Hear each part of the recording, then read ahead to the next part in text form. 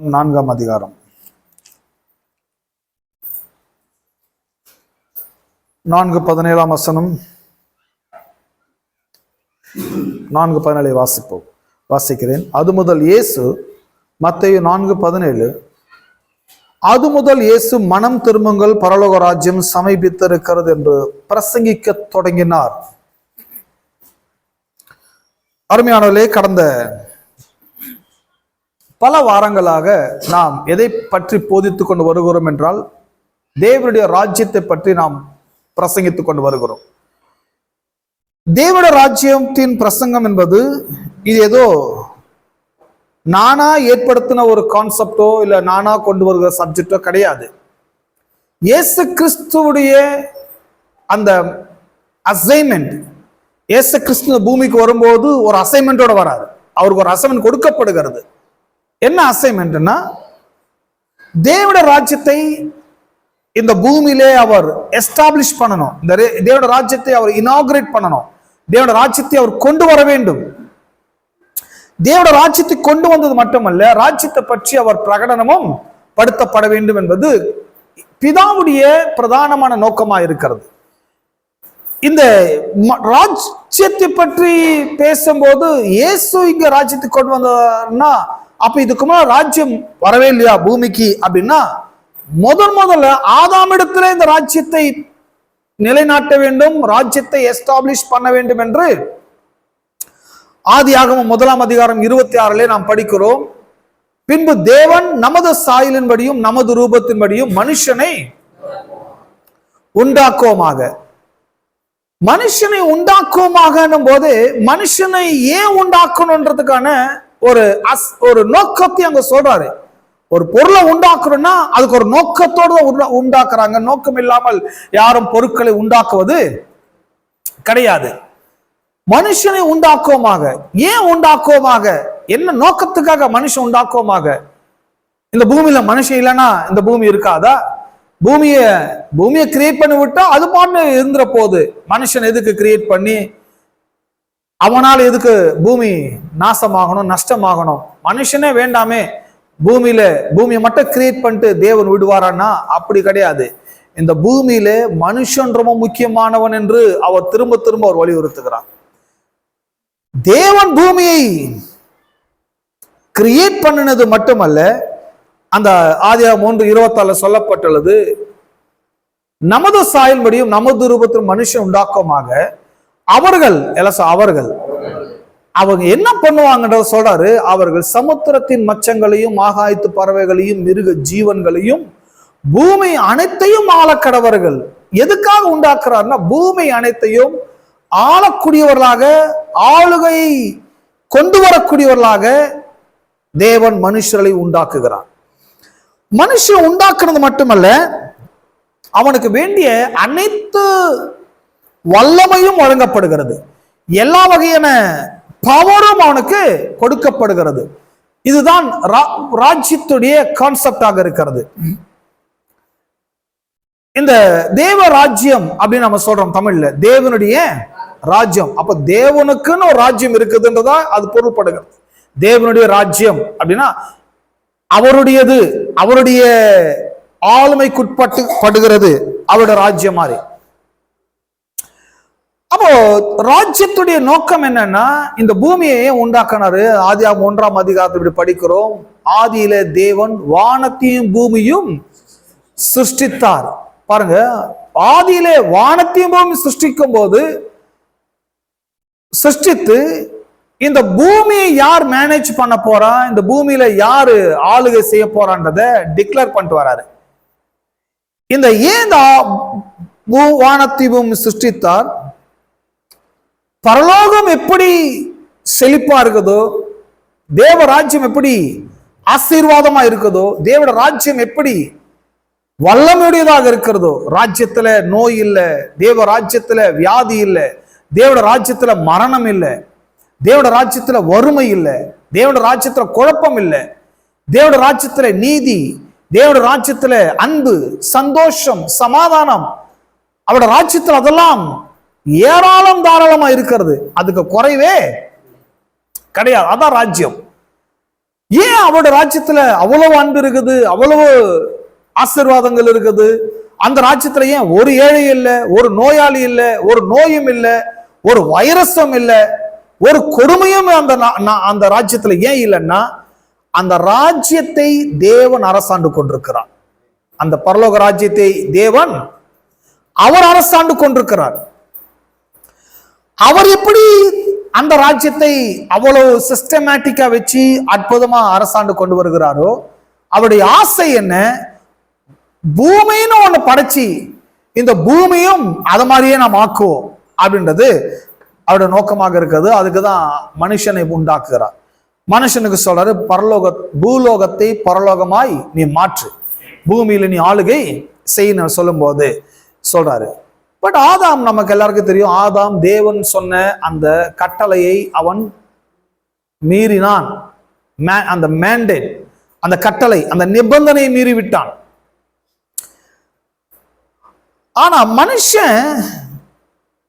மனுஷனை உண்டாக்கும் போது கடவுள் மனுஷனுக்கு இந்த மாதிரி அசைன்மெண்ட் கொடுக்கல.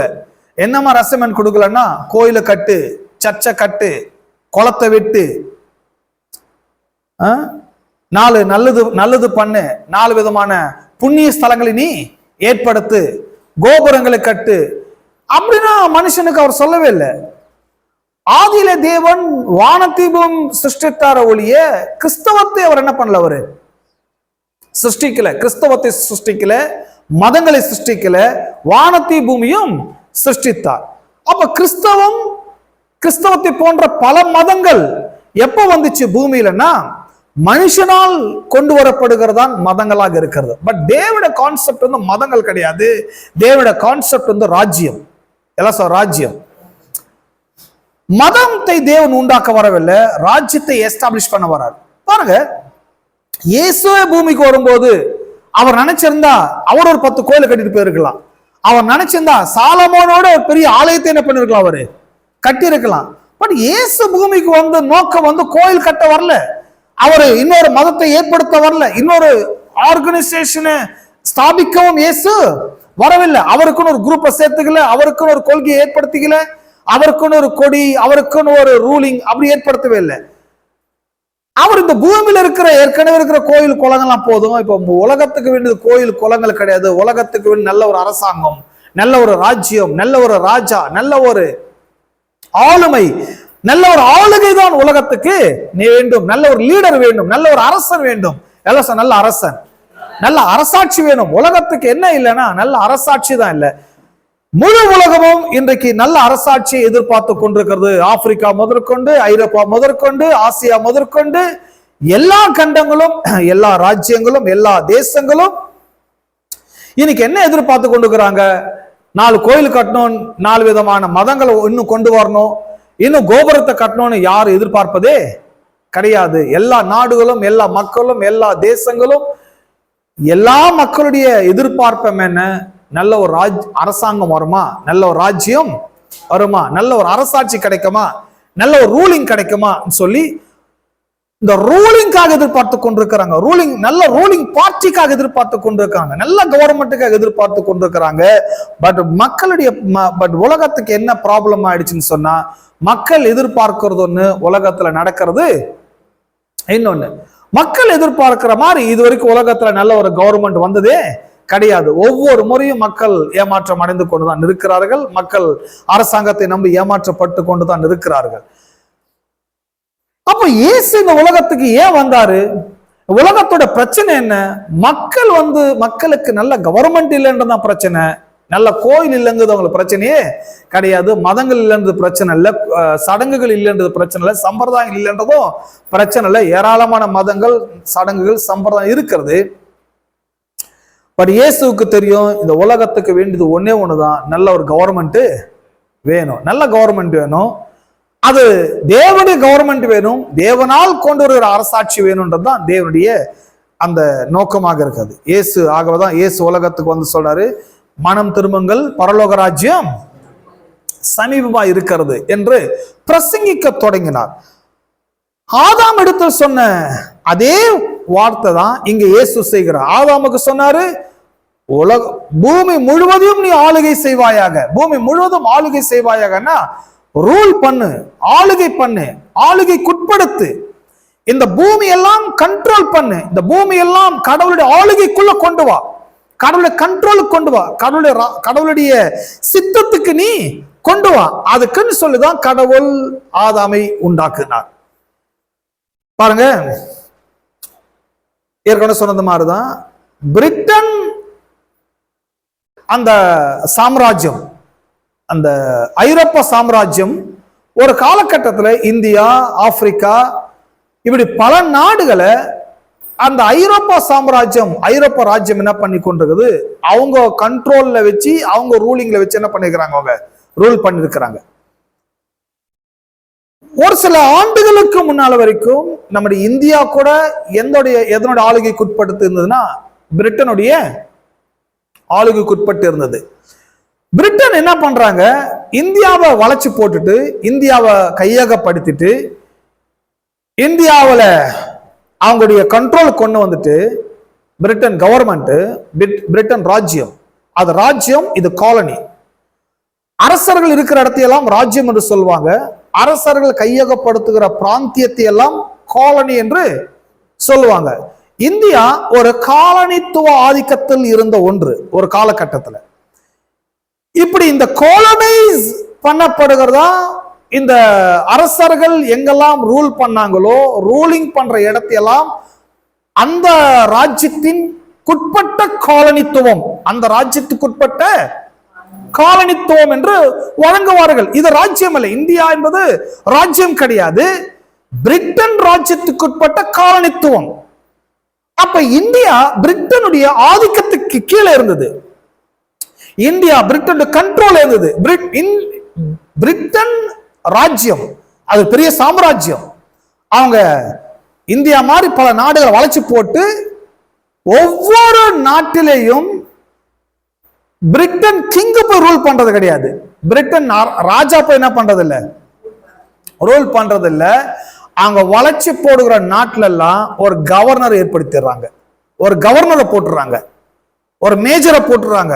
கவர்னரை போட்டு கவர்னருக்கு என்ன மேண்டேட்னா, என்ன நிபந்தனை, என்ன கட்டளை கொடுக்குறாங்கன்னா, நான் பிரிட்டன்ல இருக்கிறேன், நீ நாம கையகப்படுத்தின காலனிக்குள்ள இருக்கிற இந்தியா என்கிற காலனித்துவத்தில் இருக்கிற அந்த கவர்னர் கொடுக்கிற கட்டளை என்ன, இந்தியாவை நீ மேனேஜ் பண்ணு, இந்தியாவை நீ ரூல் பண்ணு, இந்தியாவை நீ கண்ட்ரோல் பண்ணு. இந்தியா நம்முடைய கண்ட்ரோல் தாண்டி போயிடவே கூடாது.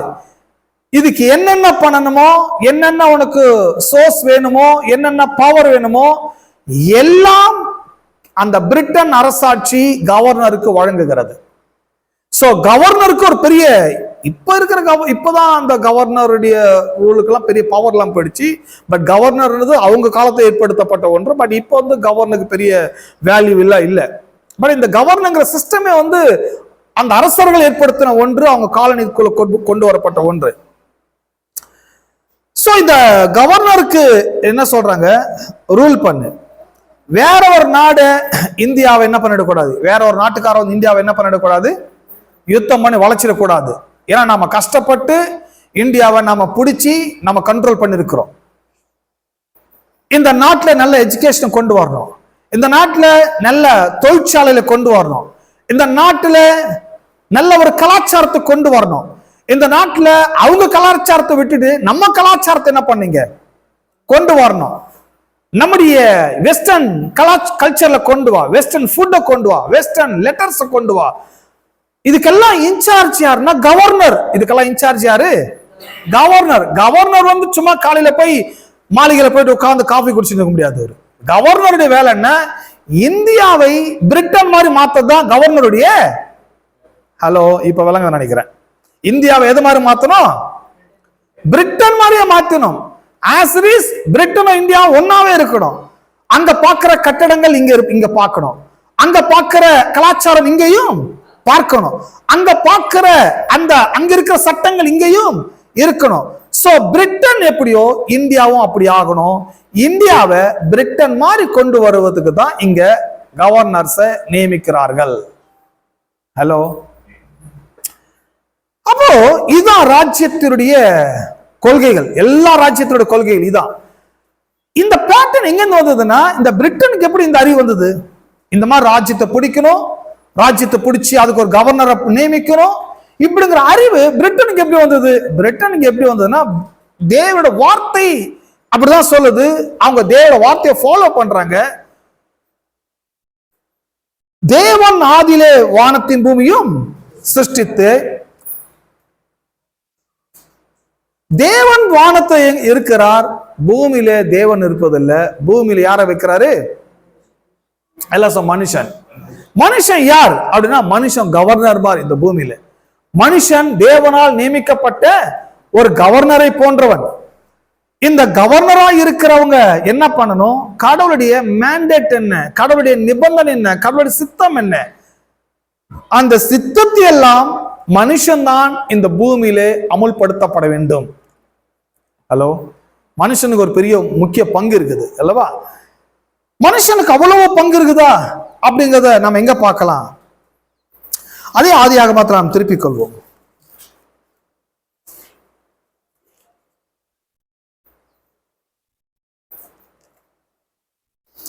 ஆதியாகமத்தை நம்ம திருப்பிக் கொள்ளும் போது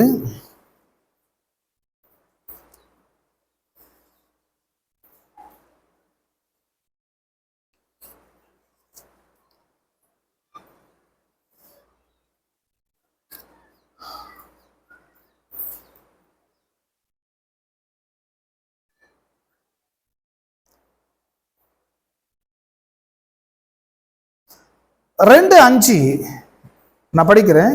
2:5, நிலத்தினுடைய சகலவித செடிகளும் பூமி மேல் இன்னும் உண்டாகவில்லை. பாருங்க, நிலத்தினுடைய சகலவித பூண்டுகளும் இன்னும் முளைக்கவில்லை. ஏனென்றால் தேவனாகிய கர்த்தர் பூமி மேல் இன்னும் மழையை பெய்ய பண்ணவில்லை. பாருங்க, இல்லை இல்லைன்னு தான் இங்க வருது. இதெல்லாம் இங்க நிறைய விஷயத்த நெகட்டிவா சொல்ற மாதிரி தெரியுது. என்னென்ன இல்ல? செடிகள் இல்லைன்றாரு, பூண்டுகள் இல்லைன்றாரு, மழை இல்லைன்றாரு. ஏன் இதெல்லாம் இல்ல? ஏன் இதெல்லாம் இல்லைன்னா, இதெல்லாம் மேனேஜ் பண்றதுக்கு மெயினா ஆள் இல்லை. இதெல்லாம் மேனேஜ் பண்ண மெயினா ஆள் கிடையாது. ஆளே இல்லாத ஒரு நாட்டுல, ஒரு பூமியில அவர் பாட்டு மழையை வர்ஷிக்க பண்ணிட்டாருன்னா, எல்லாத்தையும் வளரட்டும்னு சொல்லி ஆணை இட்டுட்டாருன்னா, அப்புறம் இந்த பூமியே ஒரு காடு மாதிரி மாறிடும். அப்புறம் இந்த பூமியில யாரு வாழவே முடியாத அளவுக்கு ஆயிடும். ஒரு சிஸ்டமே இல்லாம ஆயிடும். சிஸ்டமேட்டிக்கா இருக்காது. தேவன் எல்லாவற்றையும் சிஸ்டமேட்டிக்கா செய்யணும்னா இதெல்லாம் மேனேஜ் பண்ண, கண்ட்ரோல் பண்ண, ரூல் பண்ண, கவர்ன் பண்ண ஒரு ஆள் இருக்கணும். ஹலோ, ஒரு ஆள் இல்லைன்னா எல்லாமே வேஸ்ட் ஆயிடும். அப்போ மனுஷனை எவ்வளவு முக்கிய பங்கு வகிக்கிறாரு, மனுஷன் எவ்வளவு முக்கியமானதை காமிக்கிறாங்க. இங்க ஆள் இல்லைன்னா இவன் ஏதோ ஒரு தோட்டக்காரன்னு நினைச்சிடாதீங்க. மனுஷனை ஏதோ கடவுள் வந்து ஒரு தோட்டக்கார மாதிரி, வாட்ச்மேன் மாதிரி போட்டார் போல ஆதாம. அது அந்த கான்செப்ட்ல சொல்லப்படவில்லைங்க. இதெல்லாம் இவையெல்லாம் பண்படுத்த, எல்லாம் பண்படுத்த, இந்த பண்படுத்தன்ற வேர்ட் என்ன சொல்றாங்க? மேனேஜ் பண்ண, கண்ட்ரோல் பண்ண, ரூல் பண்ண, அரசாட்சி பண்ண மனுஷன் இல்லை. அதான் மனுஷன் தான் இப்ப பிரச்சனை. அப்போ மனுஷனை பிறகு என்ன பண்ற? தேவனை கர்த்தர் பூமியின் மேல் மண்ணினால் உருவாக்கி ஜீவ சுவாஸ்து நாசுவதினார் மனுஷன் ஜீவாத்மாவானார். பிறகு மனுஷனை ஏற்படுத்தி பூமியில கொண்டு வந்து விட்டுட்டு, இந்த பூமியை நீ மேனேஜ் பண்ணு, ரூல் பண்ணு, கண்ட்ரோல் பண்ணுன்னு மனுஷனுக்கு கடவுள் நிபந்தனை வைக்கிறார், கட்டளை கொடுக்கிறார். பட் மனுஷன் என்ன மிஸ் பண்ணிட்டான் அப்படின்னா, மனுஷன் கடவுள் கொடுத்த கட்டளையை முழுசா என்ன பண்ணிட்டான்? மிஸ் பண்ணிட்டான். அந்த ரூலிங் என்ற எண்ணமே அவனுக்கு கிடையாது. அந்த ரூலிங்ன்றது ராஜ்யம், தேவோட ராஜ்யம் இந்த பூமிக்கு வரணும். ராஜ்யத்தை போலவே பூமி மாறணும். ராஜ்யம் எப்படியோ இந்த பூமி அப்படி இருக்கணும். நான் ஏற்கனவே சொன்னல்லவா, பிரிட்டன் எப்படியோ இந்தியா அப்படி இருக்கணும்ன்றதுதான் கவர்னருடைய வேலை. கவர்னர் பொழுதனுக்கு அதுதான் யோசிக்கணும், அதுதான் பேசணும். இங்க எல்லா சிஸ்டத்தை மாத்தினே இருக்கணும். எஜுகேஷன் சிஸ்டத்தை மாத்தணும், மெடிசன் மருத்துவத்தை மாத்தணும், கலாச்சாரத்தை மாத்தணும். அவ்வளவு வேலையும் கவர்னருக்கு இருக்கும்போது கவர்னர் எதுவுமே செய்யலன்னா, அப்புறம் இந்த காலனித்துவம் படுத்தின இந்தியா உருப்பட வாய்ப்பே கிடையாது. அது ஏதான் நடந்தது? தேவன் இந்த பூமியை உருவாக்கி இந்த பூமியை கண்ட்ரோல் பண்ண மேனேஜ் பண்ண மனுஷனை வச்சுட்டாங்க. பட் மனுஷன் அதை கோட்டை விட்டுட்டான். இன்னைக்கு வரைக்கும் பாருங்க, மனுஷன் அதை நினைச்சு பார்க்கறதே கிடையாது. இன்னைக்கு வரைக்கும் மனுஷன் கடவுளுடைய அந்த ரூலிங்கை நம்ம மிஸ் பண்ணிட்டோம், ரூலிங்கை விட்டுட்டோம்னு யோசிக்கிறதே கிடையாது. ராஜ்யத்தை பற்றி பேச்சு கிடையாது, ராஜ்யத்தை பற்றி யோசனை கிடையாது, ராஜ்யத்தை பற்றின பிரசங்கங்கள் கிடையாது. எல்லா பிரசங்கம் இருக்குது, பட் ராஜ்யத்தை அவங்க பேசுறது கிடையாது. ராஜ்யம் வேற ஒரு பிரசங்கம் நினைச்சிடக்கூடாது. மத்தேயு, மார்க்கு, லூக்கா, யோவான் இந்த 4 சுவிசேஷங்கள்ல நீங்க திரும்ப திரும்ப படிச்சீங்கன்னா ராஜ்யத்தினுடைய ஓமையை கேளுங்கள், ராஜ்யத்தின் புத்திரராய் இருங்கள், ராஜ்யத்தை பற்றி தேவ ராஜ்யம்னா என்னன்றது திரும்ப திரும்ப ராஜ்யம் ராஜ்யம் ராஜ்யம்ன்றது அவர் அங்க பேசிட்டே வருவதை நாம் என்ன செய்யலாம், இங்க பார்க்கலாம். இந்த ராஜ்யத்தை தான் இயேசு இங்க கொண்டு வருகிறார். எங்க கொண்டு வராரு? மத்தேயுல படிச்சோம் அல்லவா, மனுஷன் இழந்ததை மனுஷன் மிஸ் பண்ணதை இயேசு சொல்லுகிறார். அந்த ராஜ்யத்தை நான் கொண்டு வந்துட்டேன். ஆதாமுக்கு கொடுத்த அந்த ராஜ்யத்தின் கட்டளை மீறினான், நான் அதை கொண்டு வந்திருக்கிறேன். கொண்டு வந்தது மட்டுமல்ல, இப்ப அந்த ராஜ்யத்தின் குடிமக்களாய் நீங்க மாறிடுங்க. அந்த ராஜ்யத்தின் குடிமக்களா நீங்க என்ன பண்ணுங்க, மாறுங்க. நீங்க இருக்கிற ராஜ்யம் உங்களுக்கு பிடிக்கலையா, நீங்க இருக்கிற உங்களுடைய அரசன் உங்களுக்கு பிடிக்கலையா, உங்களுடைய ராஜ்யத்திலிருந்து வேற ராஜ்யத்துக்கு போகணும்னு நினைக்கிறீங்களா? இந்த உலகத்துல நல்ல ஒரு ராஜ்யம் வந்திருக்குது, தேவனே ஆளுகிற ராஜ்யம், தேவன் அரசாளுகிற ராஜ்யம், தேவட ராஜ்யம் அந்த பூமியிலே வந்திருக்கிறது. இந்த ராஜ்யத்துக்கு வந்துருங்க, இந்த ராஜ்யத்துக்கு மனம் திரும்புங்க, ராஜ்யத்து பக்கம் வந்துருங்க. ராஜ்யத்துக்கு திரும்புறதுக்கு என்ன செய்யணுன்றாரு? மனம் திரும்புங்கள், எலசம் மனம் திரும்புங்கள். இந்த ராஜ்யத்துல வரத்துக்கு ஒரே ஒரு குவாலிஃபை தான் தேவை, ஒரே ஒரு தகுதி தான் வேணும். மனசை மட்டும் மாத்தின போதும். உங்களுடைய பழைய கலாச்சாரத்தை, உங்களுடைய பழைய மத அபிப்பிராயங்களை, உங்களுடைய கொள்கைகளை, உங்களுடைய அபிப்பிராயங்களை எல்லாம் விட்டுட்டு இந்த ராஜ்யம் என்ன சொல்லுதோ, இந்த ராஜ்யத்தின் கொள்கை என்ன சொல்லுதோ அதை நான் 100% ஏற்றுக்கொள்ள நான் ஆயத்தமாக இருக்கிறேன் என்று எண்ணி ஏற்றுக்கொண்டு நீங்கள் அப்படி திரும்பினா போதும், இந்த ராஜ்யத்தின் குடிமக்களாய் நீங்கள் மாறிவிடலாம். எதமே இந்த ராஜ்யத்தின் குடிமக்களா மாற விரும்புறீங்க? ஒரு காலகட்டத்தில் பாருங்க, அமெரிக்காவில் ஒரு ஒரு அபிஷியலா அனௌன்ஸ்மெண்ட் பண்ணாங்க. அமெரிக்காவில் அப்போ பெரிய மக்கள் தொகை கிடையாது, ரொம்ப குறைவான மக்கள் தொகை தான். ஆனா நல்ல நாடு, அற்புதமான ஒரு வாய்ப்பெல்லாம் இருக்குதாங்க, நல்ல வருமானம், நல்ல நாடு. ஆனா மக்கள் தொகை ரொம்ப கம்மியா இருக்குது. மக்களை எப்படி கொண்டு வரணும், மற்ற நாடுகள்ல இருந்து இந்த நாட்டுக்கு மக்களை கொண்டு வரத்துக்கு என்ன பண்ணணும் அப்படிங்கிறத அவங்க பிளான் பண்ணாங்க. வாங்க வாங்கன்னு கூப்பிட்டாங்க, யாரும் வரல. அதுக்கப்புறம் என்ன பண்ணாங்க, அந்த நாடு ஒரு அஃபிஷியல் ஒரு அனௌன்ஸ்மெண்ட் பண்றாங்க, எங்க நாட்டுக்கு நீங்க மருத்துவர்கள் வந்தீங்கன்னா உங்களுக்கு நாங்கள் நல்ல ஒரு வீடு, நல்ல சம்பளம், நல்ல ஒரு வாழ்க்கையின் தரத்தை நாங்கள் கொடுக்குறோம். உங்க நாட்டில் வாங்குற சம்பளத்தோட 3 மடங்கு 4 மடங்கு நாங்கள் என்ன பண்றோம், கொடுக்குறோம். நல்ல டீச்சர்ஸ் வாங்க, நிறைய மாணவர் படிங்க. எங்க நாட்டில் குடிமக்களா மாறுறீங்களா, மாறவா நாங்கள் உங்களுக்கு குடியுரிமையும் நாங்கள் கொடுக்குறோம். குடியுரிமை பெறுவதற்கு வேண்டிய சலுகைகளை நாங்கள் என்ன பண்றோம், உங்களுக்கு கொடுக்கிறோம். வீட்டுக்கு வேலையும் கொடுக்கிறோம், கவர்மெண்ட் அரசாங்க வேலை தரோம். இப்படி நிறைய சலுகைகள் சொல்ல சொல்ல சொல்ல நிறைய மக்கள் என்ன பண்ணிட்டாங்க, அமெரிக்காவுக்கு ஜம்ப் ஆயிட்டாங்க. அமெரிக்காவுக்கு போறதுக்கு முயற்சி பண்ண ஆரம்பிச்சிட்டாங்க. இன்னைக்கு வரைக்கும் நீங்க போனீங்கன்னா அமெரிக்கா நாட்டில் யூதர்களை பார்க்கலாம், இந்தியர்களை பார்க்கலாம், ஆப்பிரிக்கர்களை பார்க்கலாம், எல்லா ஜெர்மனியர்களை பார்க்கலாம். எல்லா நாட்டு மக்களும் பழங்காலத்திலிருந்து இன்னைக்கு அவங்க என்ன பண்றாங்க, குடியேறி இருக்கிறாங்க. எப்ப வந்தீங்கன்னு கேட்டா அவங்க சொல்லுவாங்க, நாங்க 6-7 தலைமுறைக்கு முன்னாடி எங்க தாத்தா காலத்துல நாங்க இங்க வந்துட்டோம். ஏன் வந்தாங்கன்னா, இந்த நாட்டுடைய சட்டங்கள் பிடிச்சிருக்குது, இந்த நாட்டுடைய சம்பளங்கள் பிடிச்சிருக்குது, இந்த நாட்டை நிறைய சலுகைகள் கொடுக்குறாங்க, எங்க நாட்டை நாங்க கஷ்டப்படுறது போல இந்த நாட்டுக்கு போனா நாங்க நல்லா இருக்கலாம்னு சொல்லி அப்படி நினைச்சு உள்ள வந்துட்டோம்னு சொல்லி அப்படி வந்து உருப்பட ஆரம்பிச்சிட்டாங்க. எதுவுமே நம்புகிறீர்கள்? அதே கான்செப்ட் இங்க சொல்ல வர்றாரு இயேசு. அதை விட ஒரு நல்ல ராஜ்யம் வந்திருக்குது, இந்த ராஜ்யத்துக்கு வாங்க, மனம் திரும்புங்க, பரலோக ராஜ்யம் சமீபித்து, இந்த ராஜ்யத்தை நீங்கள் ஏற்றுக்கொள்ளுங்க, இந்த ராஜ்யத்துக்குள்ள வாங்கன்னு சொல்லி அவர் கட்டளை கொடுக்கிறார். இந்த ராஜ்யம், இந்த தேவ ராஜ்யம் இப்படிதான் இவ்விதமாய் கொண்டு வரும்போது இந்த உலகத்துல வெவ்வேறு விதமான ராஜ்யங்கள் மக்களை ஏமாற்ற ஆரம்பிச்சிட்டாங்க. வித்தியாசமான ராஜ்யங்கள்.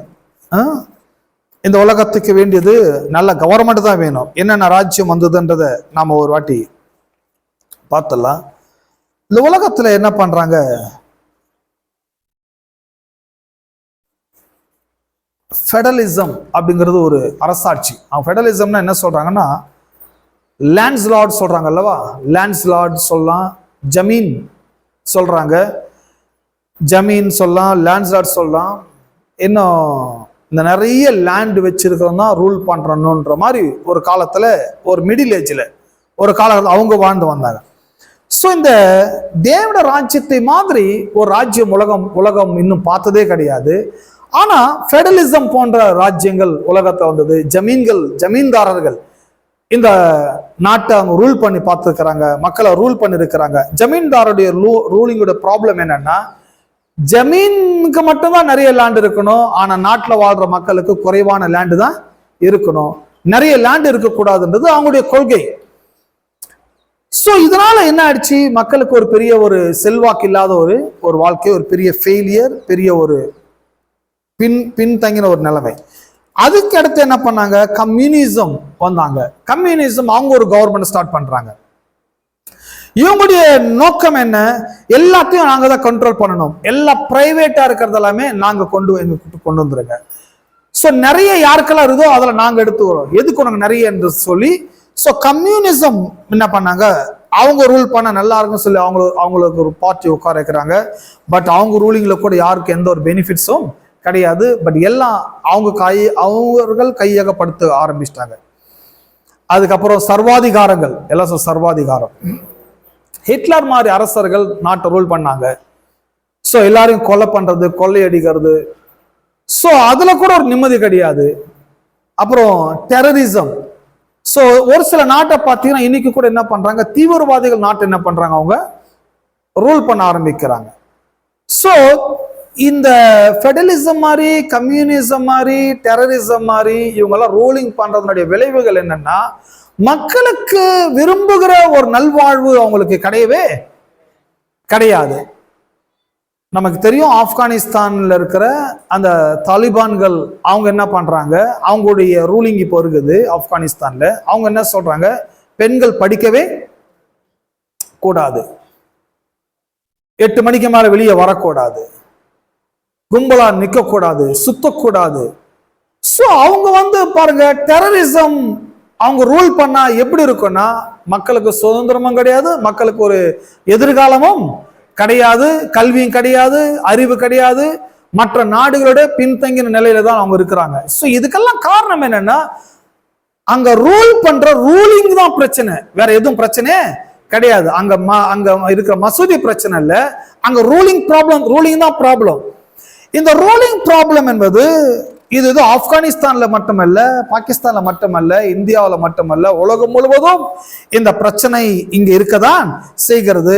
இந்த பிரச்சனைகளுக்கெல்லாம் ஒரு முடிவு என்ன, மனம் திரும்புங்கள், பரலோக ராஜ்யம் சமீபமா இருக்கிறது என்று இயேசு பிரசங்கிக்க தொடங்கினார்.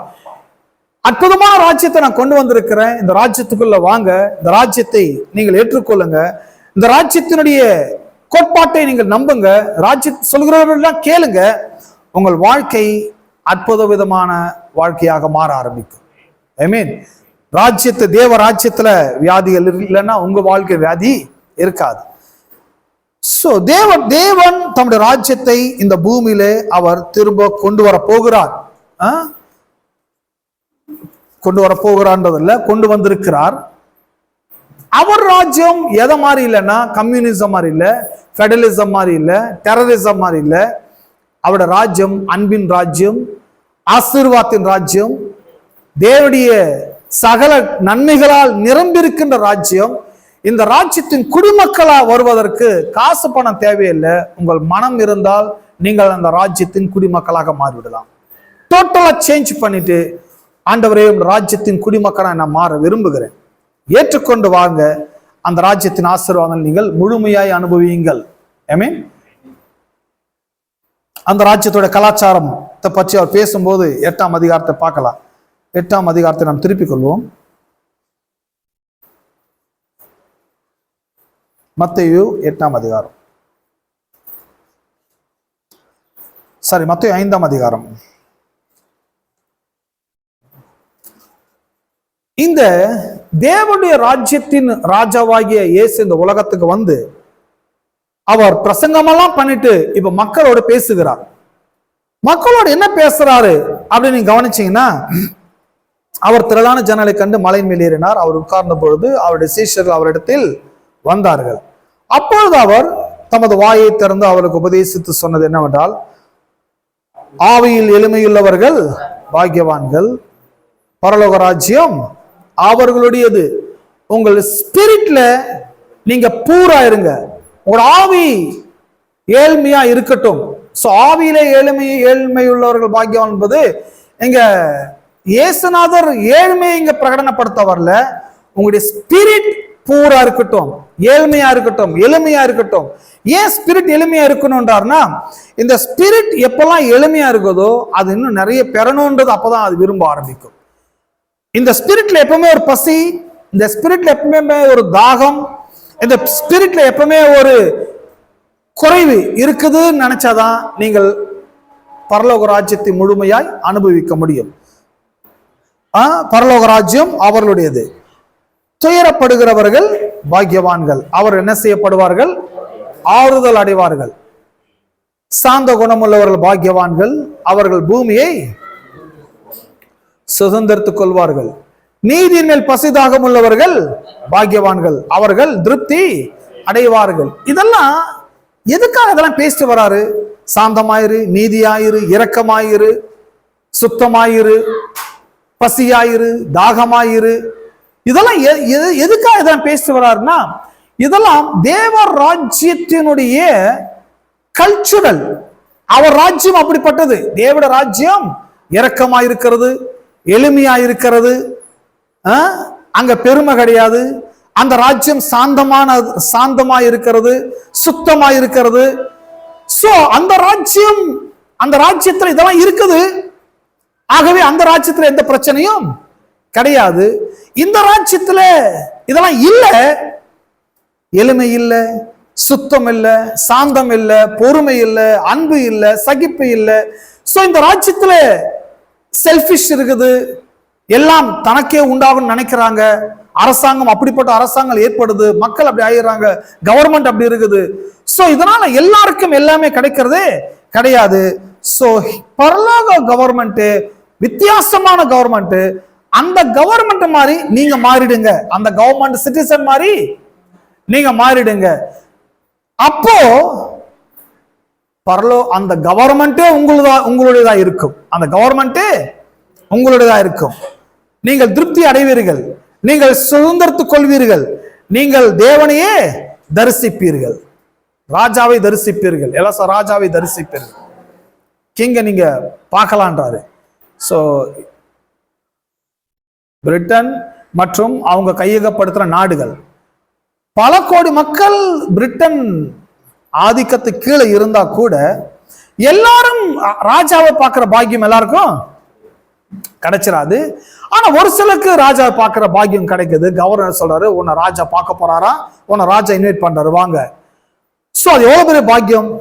அங்கதான் சொல்றாங்க, இந்த இப்படிப்பட்ட ராஜாவை நீங்களும் தரிசிக்க முடியுன்றாரு. 8ஆம் வசனம், இருதயத்தில் சுத்தம் உள்ளவர்கள் பாக்கியவான்கள். உங்க ஹார்ட் பியூரா இருந்ததுன்னா நீங்க ரொம்ப பாக்கியவானா இருப்பீங்க. சோ பரலோக ராஜ்யம் எதை பற்றியது? இருதயத்தை பற்றியது, வாழ்க்கை பற்றியது, உள்ளத்தை பற்றியது, மனதை பற்றியது, எதிர்காலத்தை பற்றியது, நம்முடைய முழு மனிதனை பற்றியது. ஆமென். சோ பின்னால வரக்கூடிய நாட்கள்ல நம்ம இன்னும் மற்ற காரியங்களை படிக்கலாம். நம்ம அனைவரும் எழுந்திருப்போமாக.